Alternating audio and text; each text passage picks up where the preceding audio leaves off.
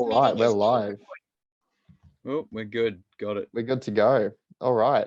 Welcome to the BPS Podcast. I can't even remember what episode number this is, but we're here today with none other than what you might see on Instagram, which is Dr. S. Lane. That's me. Introduce yourself. I don't know. I'm a cycling coach by trade. I've been doing that for a fair while. Based in Melbourne, work with a bunch of different athletes, ranging from just your everyday cyclist wanting to get a little bit better through to I've had a few World Tour pros under the ranks. These days, it's a spread of everything. These days, it's even transitioning into people wanting to do bike packing events.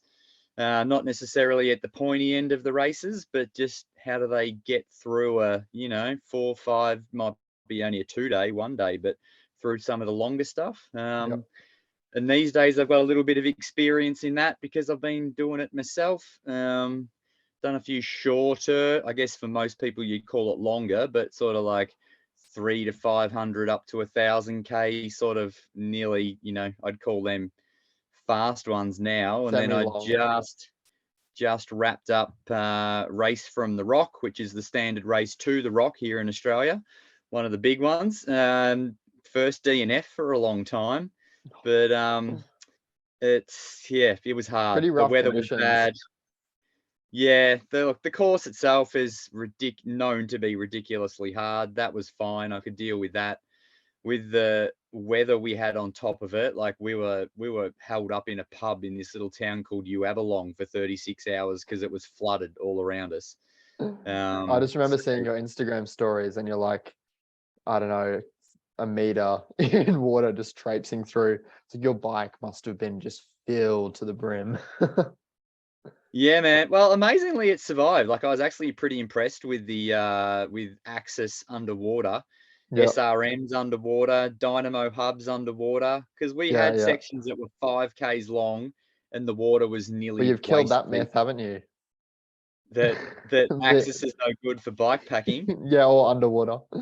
Yeah, I thought it was going to be cooked. I was like, I'm leaving this in an easy-ish gear in case it just doesn't work, and then at least I can single speed it to safety. Yeah. But no, it's still going now. I'm actually pretty impressed, to be honest. Yep. Yeah. Well, yeah. So, you've done a bit of racing, I assume. How did you get into cycling, and when did you transition to racing, and then when was that transition into bike packing from racing? It's a long time ago now. These days I'm 42. I got my first proper bike and started doing duathlons over 20 years ago. I actually lost my license because I ran out of points driving to and from uni back to my hometown all the time, going a little bit quick. Bought a bike to get around, and the next thing I was turning up to bike races. Triathlon for a few years, but it's been mostly bike racing. Didn't race too much elites on the road. Raced a lot of masters. As soon as I was 30, I was like, oh, this master stuff's fun. Been doing bike packing races now discovered gravel probably about 6 years ago, and just went, this is so much better than road. And That's where all the cool kids are. Yeah, and I've lived in some pretty cool places for gravel. So sort of Melbourne's pretty good if you head north, where I was for 20 years. I'm now back in the Otways, and mate, I've got Disneyland at my doorstep back here. It's amazing. I can just find anything and go anywhere. Yeah. So for anyone who lives down that way, what would be your go-to day ride on the gravel? It depends how far you want to go. If you've got enough time up your sleeve and you want some climbing, I can go from my place up and over the ridge in the Otways down to the coast. So you can go down to like the Great Ocean Road or Polar Bay, and then just sort of come back another way. So that's probably one of my favorite ones. You get some pretty cool views. Is that where the Otway Odyssey is? Is that near where you are? Yeah, the Odyssey's run out of Forest, which is literally 10 minutes from my place. Oh, lucky. Because you've done that before, hey? I have done it a couple of times now. Did it as a training ride for Vic Divide. Sort of rode to the start line. For most people, 160k race like that's, well, how long is it? 100Ks. 100Ks Odyssey is. I rode to the start and ended up doing like Ks for the day. Yeah, It was wow. pretty cool, but it was fun. It was That's a good. decent amount of training. Yeah, well, it was just, I think it was the week before Vic Divide, and I guess we'll talk a bit about that down the line. But Yep. it's yeah, it was just trying to get a big day in the legs to know I can push hard and still have legs at the end of it. Yep. Yeah, so Vic Divide, is that your first major bikepacking event that you did? Yeah, so Vic Divide, I don't even know what year it was now. I want to say 2020? yeah, it might have been 2020, might have even, I don't think it was 21. I can't Because remember. you did that unpacking video for it, and I Yeah, followed along with that. I thought, oh damn, that's cool. And yeah. yeah, I was just Yeah, I astonished by sort how of quick you did that. saw, I don't know how I stumbled upon Vic Divide. I did another one called, I got a mountain bike, like a Julie, and then I did another one called Cattleman's, which is a 160k mountain bike ride up at Omeo near Falls Creek, Oh, yep. or Hotham. Good And I sort riding of up went, oh, there. this is fun. Yeah, well, that was, mate, that was a hard day. That's another story in itself. But Cattleman's was the hardest day in the world, and nearly everyone didn't make it to the finish line. Yeah, It was wow. pretty crazy. But yeah, Vic Divide was my first proper one. That's 560 Ks. I put a lot of effort into scouting the course, so I knew what was going on, and thought, you know what, I've actually got a bit of a chance of going okay at this, and ended up, I think I did it in 38 hours, I think. Insane. Did Um, you win that? yeah, I did win that year. I Yep. think the course record originally was like 43, so I knocked off like 5 hours off it. And had Lewis And set that previous record? yeah, so that was Lewis's course and Lewis's course record. Yeah. Yeah. But that's a bad introduction to how hard this stuff can be, because bloody hell, courses. I think it's nearly 11,000 meters of climbing, and some pretty rugged stuff. But yeah, so from Melbourne up to Albury, and you go over Mount Buller. Yep. So it is, yeah, it's pretty brutal. Pretty hectic. Um, but that's the stuff I love, man. It's the harder it is, the better it is. But Oh, for sure. I think I just learned what hard really is from Race to the Rock, though. Yeah, you're still traumatized. So what were some low points in the Vic Divide that you did? Like some main low points you can really take away? As in low points, as in like bad Like, parts of the yeah, course. bad parts, like where you're just Oh, mentally like, I don't know look, if I keep going. I went into it with a pretty big plan where I was like, I'm going to ride straight through to Mount Buller, and I knew there was a tourist information center there that was open 24 hours a day. Yeah. And it took me 22 hours to get there. And everyone else, there was a couple of guys ahead of me. One of them ended up pulling out. One of them ended up sleeping. And I slept in this information center for like 20 minutes. I knew there was a vending machine in there, and I had the exact amount of right coins to buy like 2 cans of soft drink and Oh my 2 gosh. BMs. So I just railed them, had a sleep. And then the low point came immediately after that, when I thought I was at the top of the mountain and I was just going to be going down Yeah. and lose an elevation. But Yeah. then there's a track called Stonefly, which gets you off the mountain. And it's essentially a walking track. And Oh it man. was just before sun up. So it was still dark. And I thought I was going to be riding down a hill, and it turned into 6 hours of hiker bike pretty much for me. Oh man. That would be something else. Yeah, I just didn't expect it. It was about the only part of the course I hadn't sort of reconned, and it just snuck up on It me. was the So worst part. yeah, it was just the first bit in, bikepacking's all about just taking it as it comes, really. And it really shook me around, and I was just like, oh God, when is this going to end? But Yeah. the sun came up, then I got going again. I had some pretty low points later on, like Callum, who was coming second. I started dawdling thinking I had heaps of time on everybody. And then I figured out pretty Got quickly complacent. he was coming on me real fast. And Yeah. with about 80 Ks to go, it literally turned into just me going Cat and flat mouse. out with what I Yeah. had left to try and Yeah. stay in front. Well, that's what the sleeping deprivation does to you. It can sort of, make your mind go a bit loopy and you don't know exactly what's happening, or you might misjudge more things than you usually would. Yeah, I don't know. Sleep deprivation to me now, especially after Race from the Rock, is a different thing. Like, Mm. there's being tired and there's sleep deprivation. Yeah. I've the second race I did was Mallee Blast, which is 1,000 Ks, and that was over 2 nights. Yeah. And I didn't really sleep both nights. I rode through the first night, clocked off 500 Ks, and then rode back, and I stopped for about 45 minutes the second night That's because crazy. I kind of got this, I guess, in the public eye. They're like, who's this crazy guy that doesn't sleep? So I thought, I better have a sleep just to appease everybody. So I pulled over, but I wasn't feeling that bad. But Just so they know you're I human. learned, yeah, I'm definitely human now, because I learned what sleep deprivation actually feels like after it accumulates over a week or so, mate. Well, Weird yeah, stuff starts. let's go into this race from the Rock this year. What were your Yeah. motivations to ride it? Were you sort of wanting to do it for the previous few years and you've just decided to get onto it this year, or? Not really. Like, it was kind of a last minute thing. Like, only about 3 weeks before, I was like, all right, I'm doing this. It's been so wet down here in Victoria. Like, I like to get a stack of training in, and it's been so wet because Yeah. I'm doing Rhino Run, which is South Africa, and it's nearly 3,000 kilometers long. Yep. And I was like, I need some Ks in the legs. So I thought, well, if I can do Race to the Rock and sleep and rest, it'll be a really good training block. It turns out that the course is just that hard and the weather was that harsh that I wasn't getting as much rest as I really wanted. Yep. And plus, maybe I didn't have to race it, but when you're in the lead, you kind of don't want to just go. You don't want to want just back to off. let it slip. So yeah, like I didn't want to. I wanted to stay in the lead. I wanted to, keep getting more ground than everyone and get to the end first. But Yeah. after a week of it, and the problem was it was so wet. Like, coming out of Sydney, we went through a set of brake pads in the first morning. Yeah.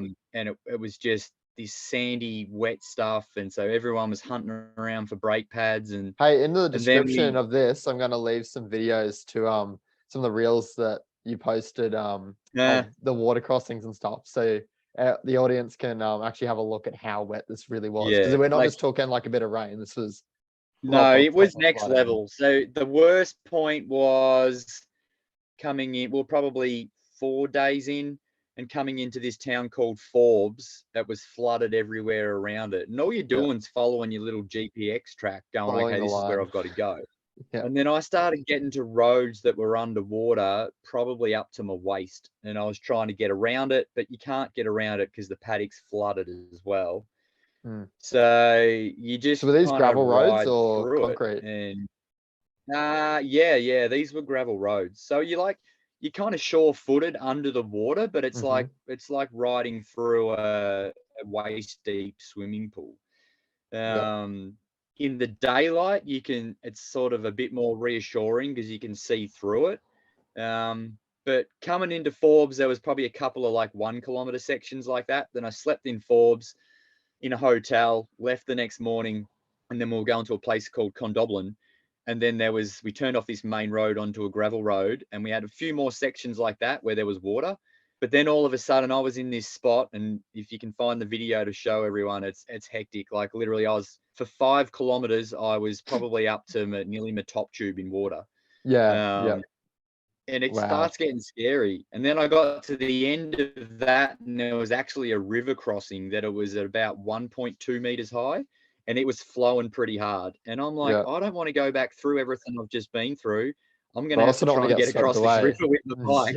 Yeah, and I was getting swept away. And then I was scared because the riders behind me would have seen I went through, so they would have thought it was okay and tried to go through. And I'm like, like, maybe I was lucky, but maybe they won't be. So, yeah, because you don't know what's underneath on the road as well. It could be sticks, logs, and all that sort of stuff. Yeah, or just it's washed out underneath the crossing, and you just hit a super deep part, lose your feet, and the next minute You're gone. I can swim, but I don't know if my bike would have survived. Yeah, and you can't. Yeah, and those currents can get very strong, especially when you're fatigued as well.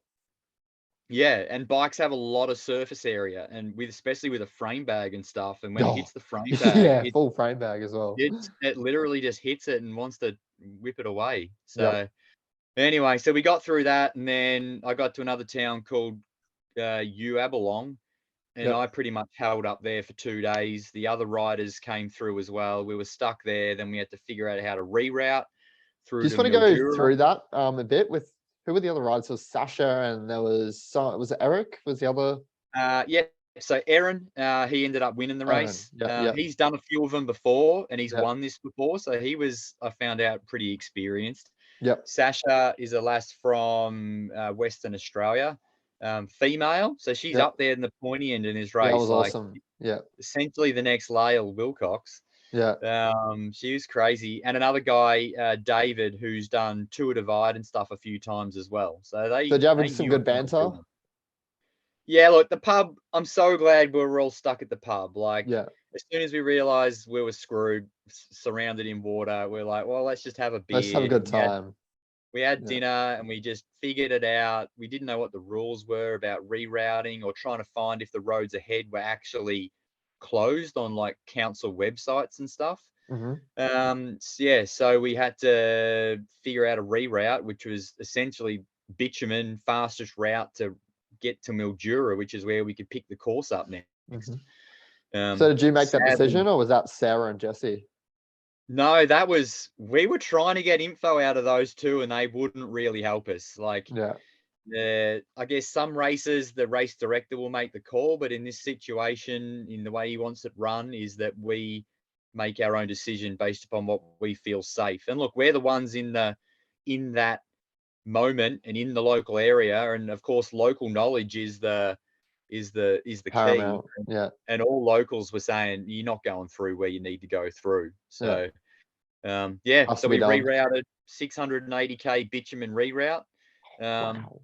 I rode 400. We said, okay, 5:30 tomorrow morning is the Yeah. next race start. So we all left at 5:30 in the morning.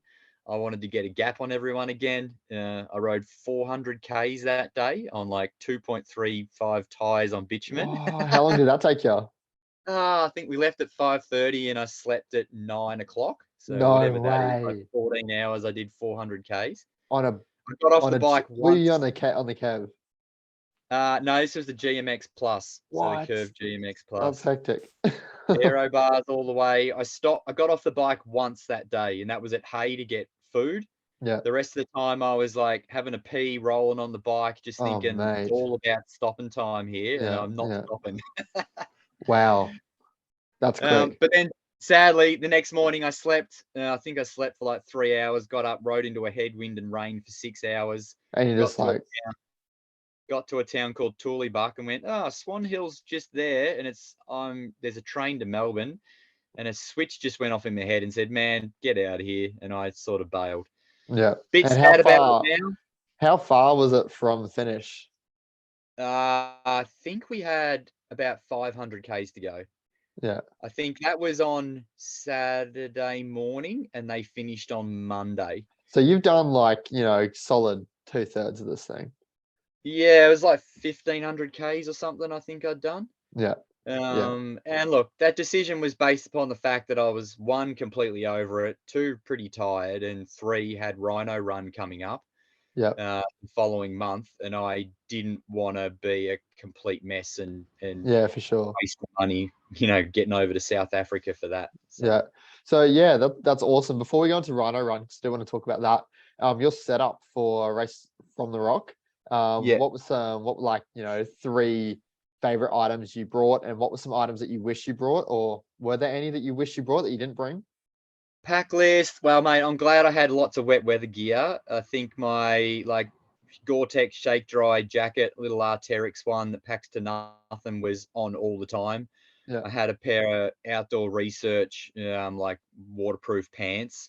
They're just good for keeping you warm, not necessarily dry. Like once you're wet, you're wet. Oh, once you're wet, you're can't wet. help it. Yeah, but then look, I've got a set of those that come in handy.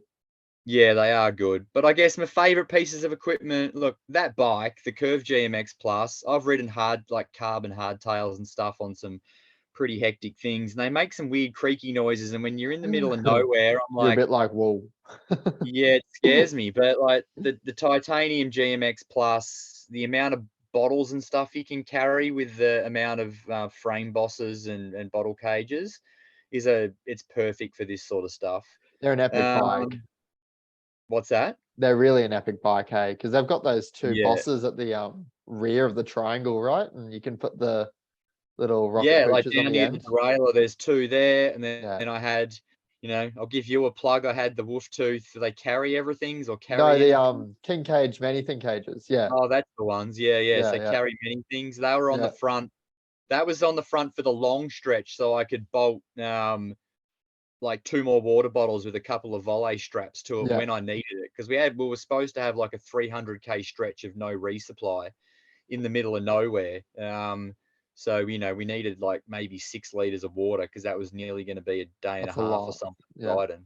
Yeah, so they were on there, but yeah, otherwise, everything else was standard. Electrics, K-Lite dyno systems are bloody awesome. oh man, yeah, Carrie's done a cracker job with that stuff. Hey, he's They awesome. just work. They just work so good. Like you're going downhill and the light's nice and bright, but then you go uphill and it's got little capacitors and stuff, and it just keeps the light shining. Yeah, But me being me wanting to go faster, because the dyno hub does have drag on it when you're charging and stuff off it. So yeah. I'm flicking the switch on the uphills trying to save watts and flicking it back on the downhills when there's This plenty of power coming in. is Yeah. what it takes to be high performance.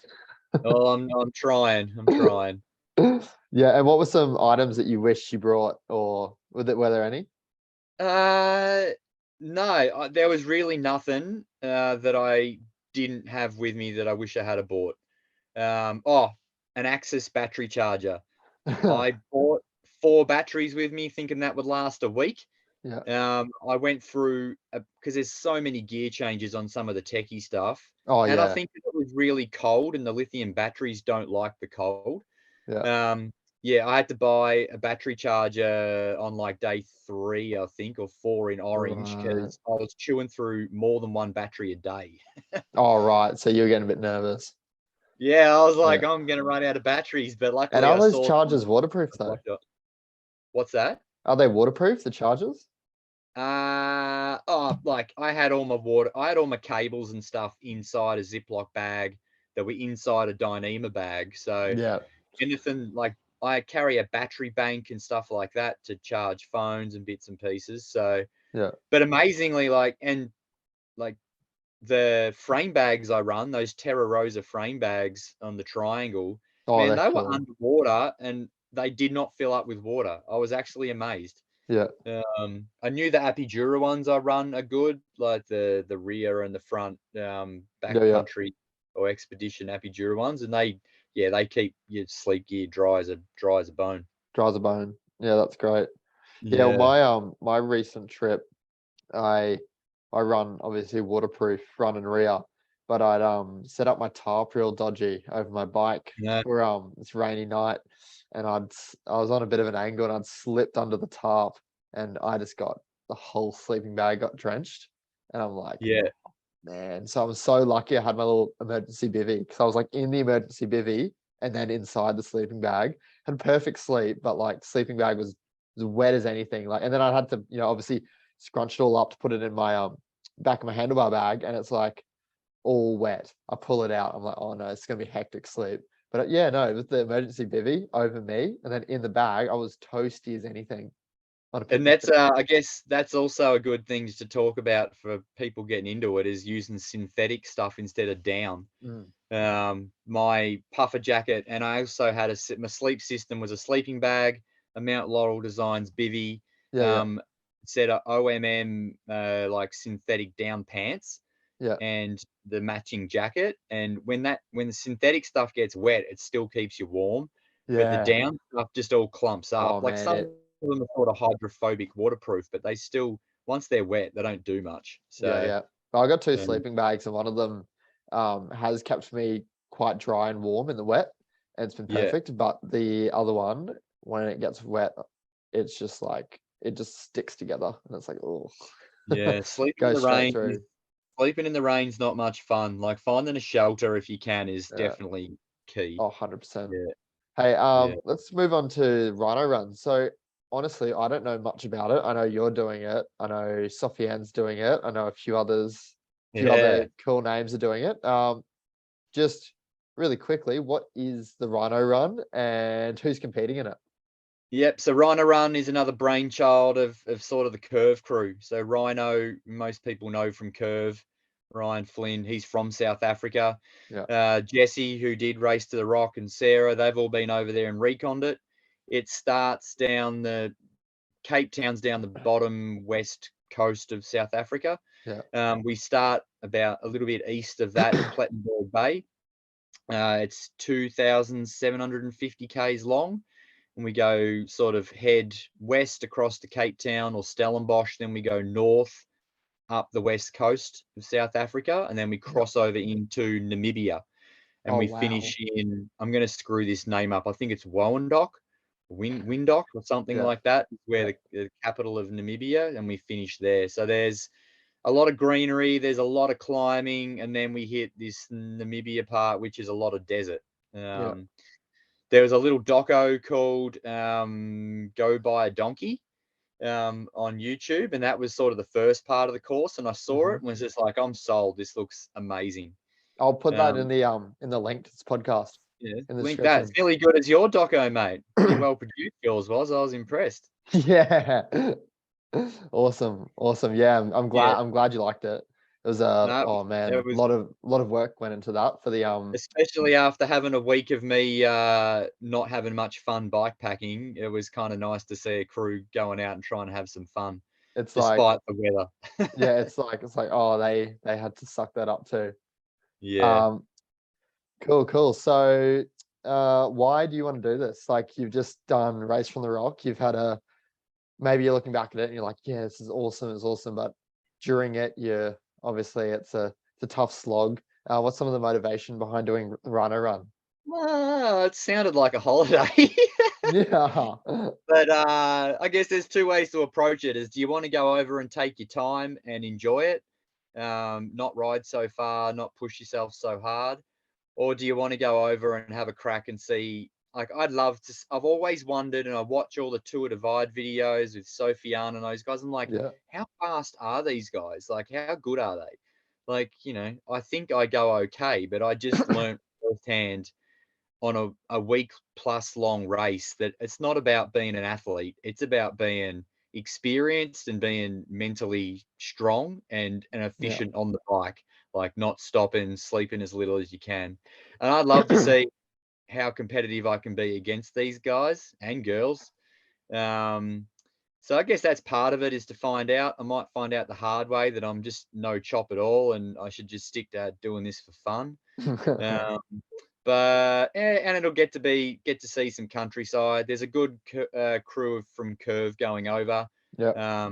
A lot of mates are going over. So, if it's too much for me after a few days, I can sort of hold up and wait for a few others to come and then Do it at enjoy it. social So, pace. yeah, hopefully. So how long So, are you planning to ride for, like ideally?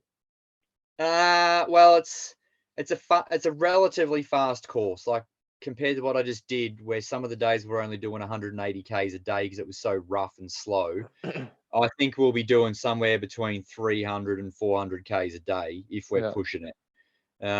So that's going to work out to be nearly 2,750 k's, might be 7 or 8 days. Awesome. Yeah. Man, that's quite quick, hey. Yeah, it sounds like a lot of ground to cover in not much time. Yeah, yeah. But there's some hitters there, man. Like Sofiane will be there, like Abdullah Ziab, his last Yeah. name, who Yeah. he won Trans Am. He did the world hour record attempt, and Oh yeah. sorry, the world 24-hour attempt. He's there, so he's won some big road stuff. So like, there's some full hitters Heavy there. hitters. Yeah. Yeah, I saw Yeah, yeah. Sofiane was going and I'm like, oh man, you're gonna have your work cut out for you. Yeah, it'll be interesting to see. I just get scared because they don't sleep, and I'm like, I've learnt now You what want to it have feels some like. sleep. I've learnt now what it feels like to not sleep, and it's not fun. Yeah. But if you want to win, you've got to be able to handle it, I suppose. Yeah, whoever can sleep the least. Pretty much. Yep. What are you most scared for? So obviously sleep comes into it. Are there any, animals? Because that's what first comes to Oh, mind with well, that's me. what everyone says. They're like, oh, lions, tigers, and bears. Oh my! But I don't think the animals are the worry. The locals might be. There's Yeah. some bad spots over there. I don't think it's going to be too bad where they've routed us.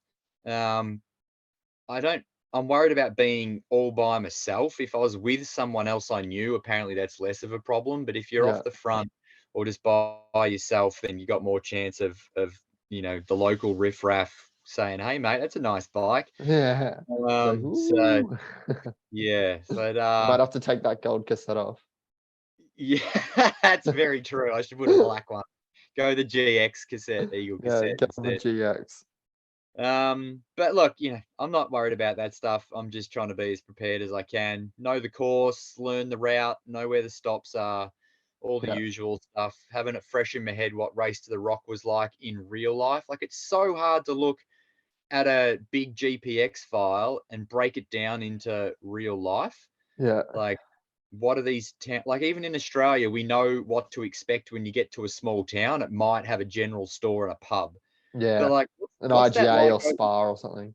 Yeah, like, Yeah. but what's that like in South Africa? Like, I don't know what's going to be, what food's available. If we're out in the middle of nowhere and it says there's a town, and then I think there's going to be food or water, and I get there and I'm like, this place has literally got nothing. Yep. So that stuff scares me about, like, running out of food and water So and being just not. prepared is going to be the game. Pretty much, yeah. I think for your mental stress levels of, like, okay, yeah, I know I'm okay, you can carry enough food. Like, I've learnt now, I could have enough food on the bike to get me through 2 days pretty easily. Yeah. Water's a different thing. The temperature over there is going to be like 30 degrees during the day. So, mate, Hopefully I no haven't rain. seen, hopefully no rain. I'm sick of rain. I haven't had a temp over like 12 degrees in about the last 6 months, I Just swear. Yeah, Australia. sure. If you like rain, you got to come to Australia. Yeah, at the moment, At the it's moment, it's just non-stop. been pretty bad. Like, I'm hunkered up in my little van, or my big van at the moment, and it's been pissing with rain while we've been talking. So Yeah. it's just non-stop. Well, Wollongong, where I'm at the moment, it's just been like this little pocket that's just ditched all the rain because we were North Turramurra, I think it was last night in Sydney, and it was Yeah. hammering down the whole night. And I'm like, oh my gosh, this race is going to be so wet this weekend. And yeah, Well, got it's here, it was CX, bone mate. It's dry. supposed to be. I know it If was it's a bone dry dry. CX, it's not CX. Yeah, I know. So if I win, it's not going to be a win.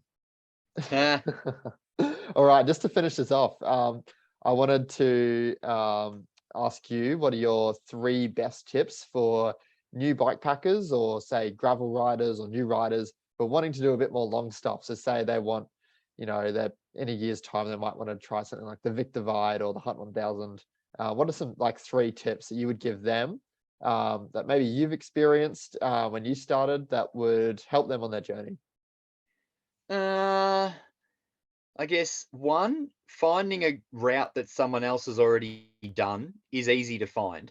Most people are like, I don't know where to start with where I BPS go. 1000, by the way, next April. Come do it.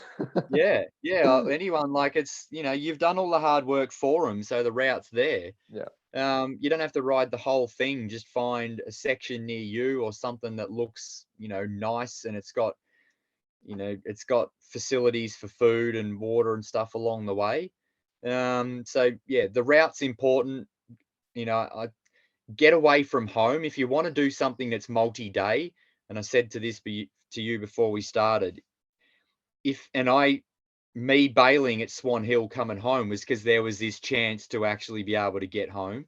So my key, if you want to learn to go longer, is, bike touring is about getting away from home. And if you can get far enough from home that you can't just get back that night, you're going to have to end up doing an overnighter. Yeah. So Yep. Yep. plan to get away and opt away from all the easy outs, and the next thing you'll just be cruising. Yep. Doesn't have to be big days. Equipment wise, you can do it pretty easy. You don't need all these bags. Just book a hotel or a pub Mm-hmm. or something, and it's a pretty cool It's a great way to experience. start. Yeah, that's the Yep. best starting spot. These Yep. races are crazy. Some of these long ones, don't get used to it first, and then figure out what works for you, and then jump in a big one. Yeah. Yeah, for sure. Cool. What's the future looking like for you? Anything besides Rhino Run that you've got planned in the next year? If Rhino Run goes okay and I don't hate life too much after that, which I'm sure I won't, I'd love to do Tour Divide. Tour Divide Thought that was is coming. is the pinnacle. Yeah. You heard it here Like, first. Yeah, I think that's on the cards. I need a little bit more experience if I want to go there and race that stuff competitively. But I'd love just to go ride it and tour it and take my time first Yep. and learn the course and then go back. I think a lot of the people who go there and go fast know where all the stops are. Which means they can run light. They know So you're what's almost coming up. doing like a scouting run for it. Yeah, just scout the whole course, learn what's going on, know where all the stops are, know where the hard parts are. Yep. To me, course recons are pretty important. For me, others it doesn't matter, but I kind of like knowing what's coming up. But yeah, look, Tour Divide would be great one day, maybe next year, maybe the year after, but that'll definitely be on the cards. Otherwise, I just want to ride bikes in the sunshine, man. I just want some sunshine. I haven't seen it in so Well, come long. to Wollongong. Don't speak too soon. There's a big storm front coming in. I've only got less than 24 hours. It's just got to hold out a bit. Yeah, fuck. Awesome. Um, cool. It's been great to chat. Is there anyone you'd like to see joining the BPS podcast for a chat with me? Who would I like to see? I think you better get Sophie Arn or someone on, mate. I'd love to hear some little chats with someone Yeah. like that. I Maybe don't know, post really. Rhino Run, I'll try and get him on board. You can tell him when you're over there, say Maxi from BPS. He knows who I am. Maxi from BPS wants to talk to you. So Yeah, well, it's you've probably been hitting up all the big people that people want to hear from. yeah, So I think I don't know. Yeah, he'd be good. Everyone loves those sorts of people and those sorts of chats. There's definitely other people out there that are very low key. Like even some Aussies, like this Dave that was Dave Langley that I just did Race from the Rock with. yeah, Super, super nice guy. No one really knows him, but he's done Tour Divide a couple of times, like yeah. two and a half times or something. I think he's done Knows it. his stuff. Yeah, and like just getting knowledge from someone like that that's been doing it for so long. Some old school bike packers, man. You and me are pretty fresh to this whole thing. Oh yeah, There's definitely people out there that know a lot more than we know, oh and yeah. I The love ones who've those been doing it people. for before it was cool. Yeah, and I learned something from Dave, and this is a big tip for everybody. You know Hmm. when you pump your tire up with a hand pump and you unscrew it and it pulls the valve core out? I've done that. Yes, Yeah, happens all the time. Dave goes, "You know why that happens? Because when you're pumping it up, it heats up the valve core. yeah, And then, right. of course, when it heats up, it expands, and then when you Hmm. pull it out, it unscrews with it." So he Yeah, said, "Wait a couple of minutes for wait it a to cool bit. down, and it won't back the valve core out." Wow, that's And this one that that's was an awesome. that was an epiphany to me when he said that. So that's old school knowledge for you. Yeah, awesome. Cool. Awesome. Well, it's been a pleasure talking today, and yeah, it should be up relatively soon. So Thanks, mate. cool. Awesome. Thank Take you very and much. good luck in your CX nationals. Yeah, and good luck at Rhino Run. I'm sure I'll contact you before then, but good luck for going over there. Cheers, mate. If anyone has Awesome. any questions, just hit me up on Insta or anything like that. So all Yeah, good. link will be in the description. Perfect. Thank you. Awesome. Bye bye. See you, man. Bye.